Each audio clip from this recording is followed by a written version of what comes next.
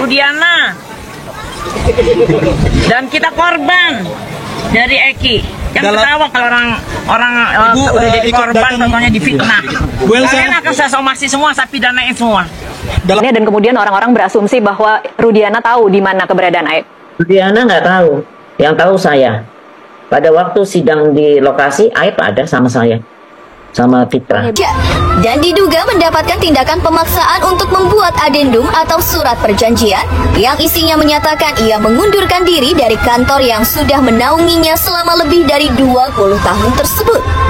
Ia membuat geram Profesor Dr. Elza Syarif. Sebagai ibunda, Elza kemarin mengaku sudah melayangkan pelaporan polisi. Dengan Ibu Elza Syarif, dia menyebut bahwa jarak antara Aib dengan peristiwa yang menakutkan itu hanya terpaut sekitar 6 meter. Terus terang saya terperanjat. Kenapa saya terperanjat? Karena jauh-jauh hari sebelum Ibu Elza Syarif ataupun tokoh-tokoh publik lainnya datang ke Cirebon, Diskursus Network sudah datang duluan ke sana.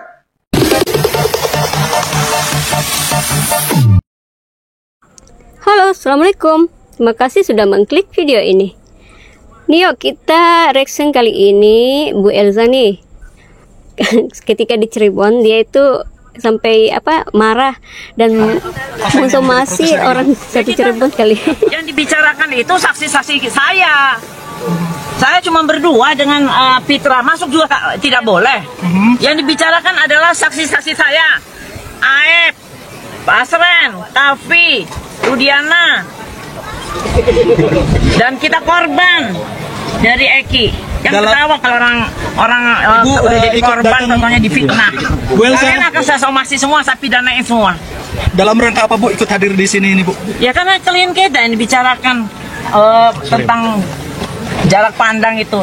Kan saya bilang jalannya cuma 6 meter, jadi kelihatan kalau dia lalu-lalang motor itu. Bu, warung Madura depan MAN, bukan belakang SMS 11 Bu ya. Bu, terus apa yang dilakukan ini dari tim kuasa hukum Pak Rudiana sendiri? Saya sudah somasi, nanti laporan pidana udah jalan.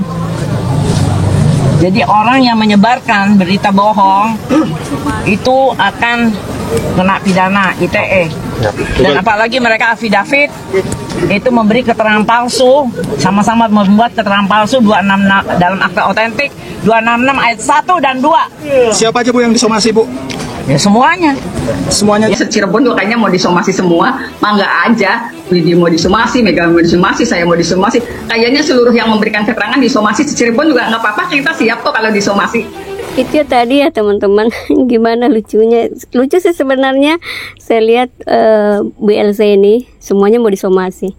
Nah ini ya kita ke ini reaction berikutnya, bahwa jurnalis mempertanyakan di mana keberadaan Aib, dan ternyata Aib berada sama Bu Elza guys. Aduh, sudah anaknya nih. Itu Rudiana itu tahu tidak Ibu Elza keberadaan Aib, karena yang ditunggu-tunggu oleh banyak orang adalah kemunculan dari saksi kunci Aib. Kita tidak pernah tahu keberadaannya, dan kemudian orang-orang berasumsi bahwa Rudiana tahu di mana keberadaan Aib.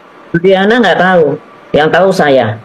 Pada waktu sidang di lokasi, Aib ada sama saya. Sama Fitra. Hebat ya. Jadi nggak usah kejar-kejar Rudi melulu deh. Yang tahu saya kuasa hukumnya. Dan apa komentar Aib Bu Elza?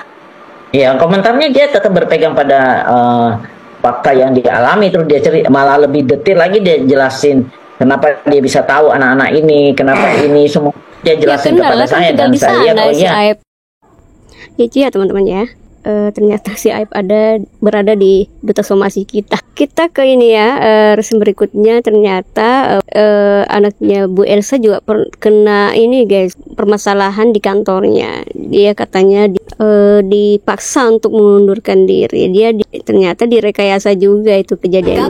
Gimana ya perasaan dia? Katanya kejadiannya baru-baru ini ya guys. Entahlah, tolong koreksi kalau salah ya. Oleh rekan-rekan di kantor firma hukum tempatnya bekerja, dan diduga mendapatkan tindakan pemaksaan untuk membuat adendum atau surat perjanjian yang isinya menyatakan ia mengundurkan diri dari kantor yang sudah menaunginya selama lebih dari 20 tahun tersebut. Ia membuat geram Profesor Dr. Elza Syarif. Sebagai ibunda, Elza Ya, kemarin masih untung, mengaku Bu. sudah melayangkan Cuma pelaporan polisi direkayasa dan pengubah akan izin, mengusut tuntas dirinya, permasalahan bukan ini penjara sampai kayak dengan hukuman ujungnya. pidana. Banyak netizen lagi berkata mungkin ini adalah karma ya guys, mungkin saja ya. Kita beralih ke Bun Reza nih. Ya ini di sini lucu ketika Bun Reza mengatakan dia heran dengan Bu Elsa kok dia bilang 6 meter. Hari-hari belakangan Padahal ini beliau lebih dulu lah mencuat kembali perdebatan tentang meninjau apakah lokasi ya. seorang AF Dan ternyata yang disebut-sebut sebagai 6 meter. saksi kunci pada tahun 2016, apakah keterangan dia layak dipercaya atau tidak? Lagi-lagi, dalam sebuah forum diskusi dengan Ibu Elsa Sharif, dia menyebut bahwa jarak antara AF dengan peristiwa yang menakutkan itu hanya terpaut sekitar 6 meter. Terus terang saya terperanjat. Kenapa saya terperanjat? Karena jauh-jauh hari sebelum Ibu Elsa Sharif ataupun tokoh-tokoh publik lainnya datang ke Cirebon, Diskursus Network sudah datang duluan ke sana.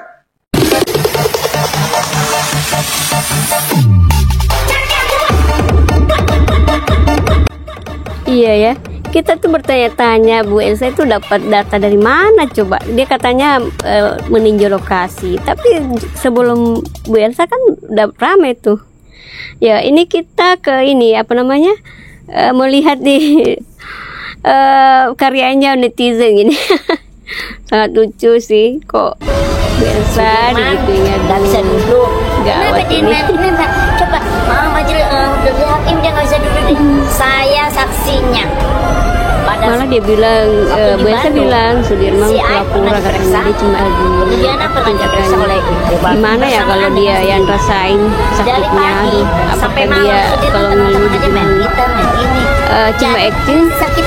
kira-kira marah nggak ya? Nggak bisa duduk. Semoga aja nggak kena gitu ya Bu. Over acting.